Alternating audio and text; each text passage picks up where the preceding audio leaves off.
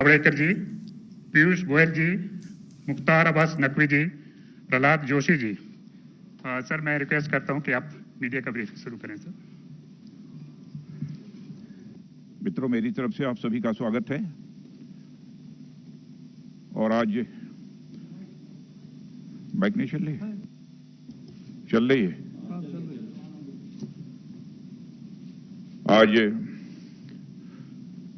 राज्यसभा में जब कृषि से संबंधित 2 विधेयकों पर चर्चा चल रही थी, उस समय राज्यसभा के अंदर जो कुछ भी हुआ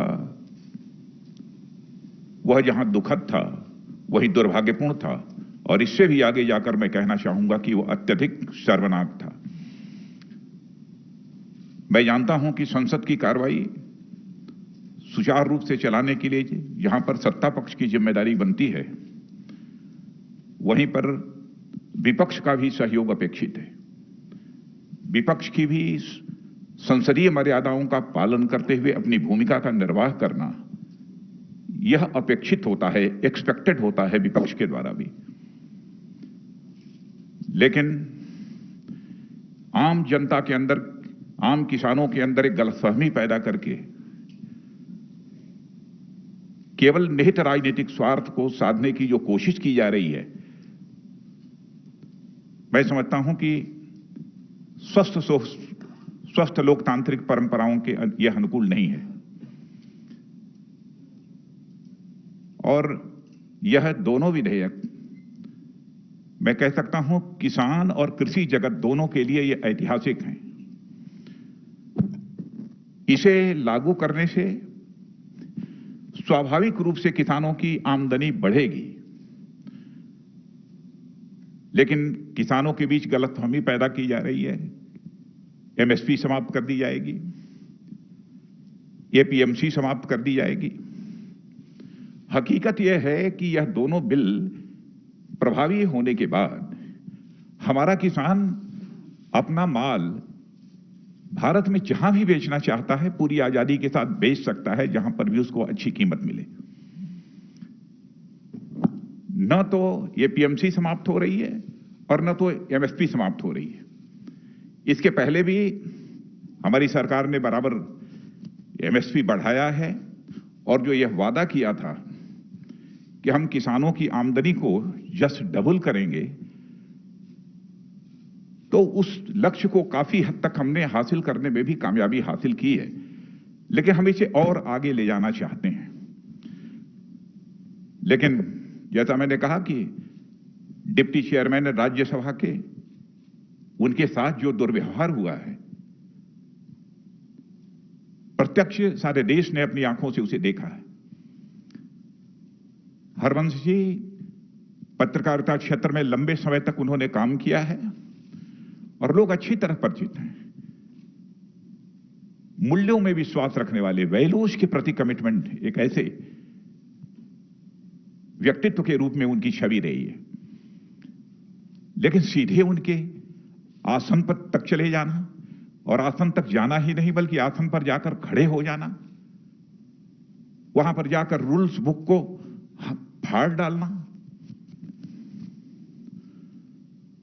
और इतना ही नहीं, वहां पर पहुंचकर रूल्स बुक को फाड़ना और अन्य भी जो कागजात रखे हुए थे उसे भी फाड़ देना और आसन के ऊपर चढ़ जाना। जहां तक मैं जानता हूं, मैं कह सकता हूं कि संसदीय इतिहास में कभी ऐसी घटना न तो लोकसभा में हुई है न राज्यसभा में हुई। और राज्यसभा में होना तो यह और बड़ी बात है। राज्यसभा को हम हाउस ऑफ एल्डर्स कहते हैं। संसदीय परंपराओं में विश्वास रखने वाला कोई भी व्यक्ति निश्चित रूप से इस प्रकार की घटना से आहत होगा। आज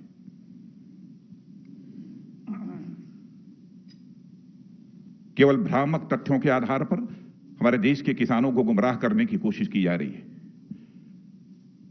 मित्रों, मैं भी किसान हूं, मैं भी कृषि मंत्री हूं।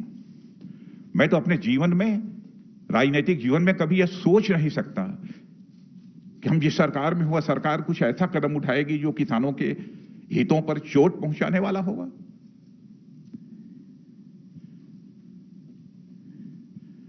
जो कुछ भी हुआ है वह संसदीय गरिमा के अनुरूप नहीं हुआ है।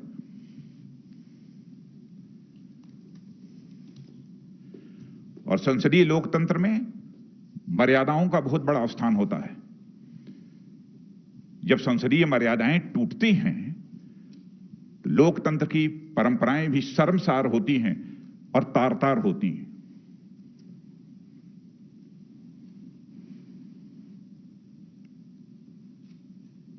और कुछ सांसदों के द्वारा उपसभापति जी के साथ जैसा आचरण किया गया है उसकी जितने भी भर्त्सना की जाए वह कम है। और इस प्रकार की जो भी कार्रवाई की गई है उसको मैं कंडेम करता हूं। और मैं यह स्पष्ट करना चाहता हूं, इस प्रकार की कार्रवाई से उनके छवि पर तो आंच आई ही है, संसदीय गरिमा को भी गहरी चोट पहुंची है।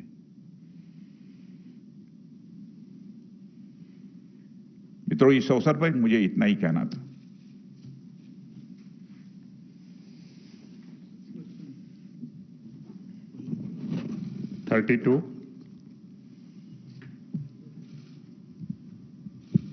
सर, मैं प्रशांत हूँ एबीपी न्यूज से। विपक्षी पार्टियों ने उपसभापति के खिलाफ एक नो कॉन्फिडेंस का नोटिस दिया है सर, उस पर क्या कहेंगे आप? और उसका प्रोसीजर क्या है सर? प्रहलाद जोशी सर हैं यहाँ पर, उसका प्रोसीजर क्या होगा सर? नोटिस दिया है, उसके बाद कैसे टेकअप होगा ये? अभी सर अब चेयरमैन देखेंगे। नोटिस गई है, चेयरमैन को जो इस संबंध में फैसला करना होगा करेंगे। हम राजनीतिक स्तर पर उस संबंध में कुछ नहीं कहना चाहेंगे। यह प्रेरोगेटिव पूरी तरह से चेयरमैन का है। 50। सर, आनंद हूँ इंडिया टीवी से। विपक्ष बार बार ये कह रहा है कि वो उनकी आवाज को राज्यसभा में दबाया गया है। बार बार वो मत विभाजन मांग रहे थे, लेकिन जो चेयर पे बैठे थे उपसभापति, उन्होंने मत विभाजन नहीं किया। और साथ ही साथ विपक्ष बार बार एक तर्क ये दे रहा है कि जो सरकार अपनी कैबिनेट मंत्री हरसिमरत कौर को नहीं समझा पाई इस बिल के फायदे को, वो किसानों को और बाकी देश को क्या समझाएगी? समझाने का जहां तक सवाल है, समझाने की कोशिश तो सबको हो रही है। और ऐसे लोग जिनके हर व्यक्ति के फैसले लेने के पीछे कुछ राजनीतिक कारण होते हैं। कैसे उन्होंने यह फैसला किया उस संबंध में मैं कोई टिप्पणी नहीं करना चाहता हूं। लेकिन इस प्रकार का आचरण हेल्दी डेमोक्रेसी में यह तो सभी स्वीकार करेंगे ना कि अपेक्षित नहीं है। 60।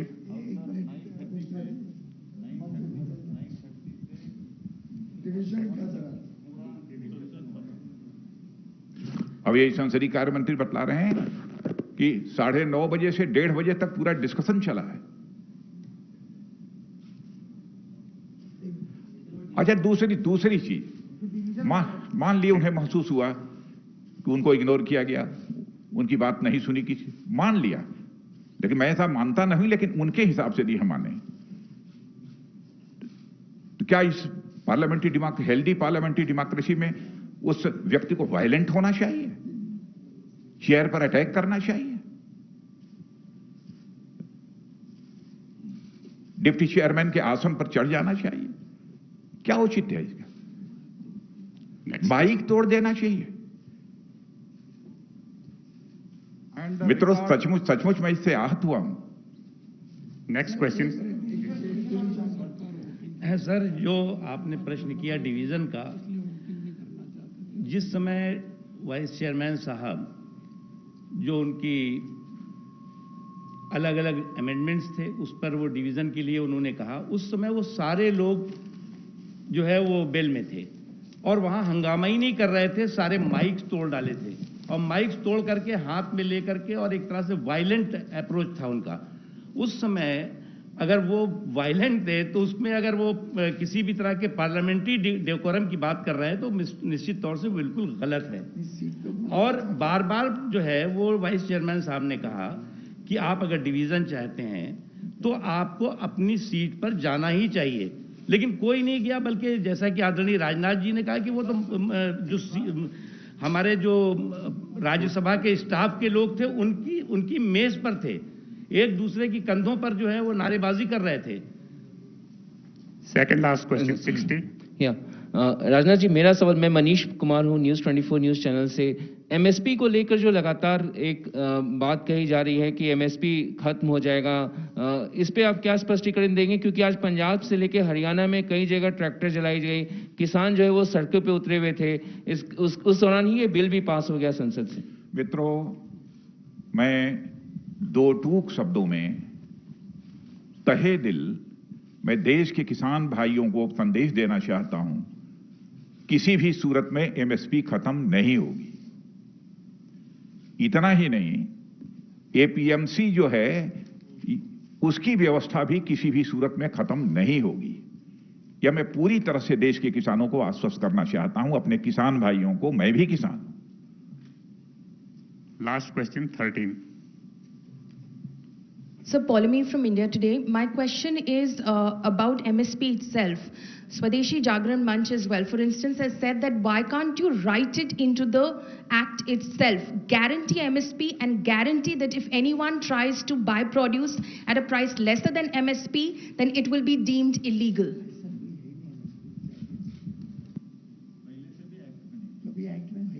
ऐसा प्रोविजन कभी एक्ट में रहा भी नहीं है, इसके पहले भी। Thank you very much, sir. Friends, thank you very much.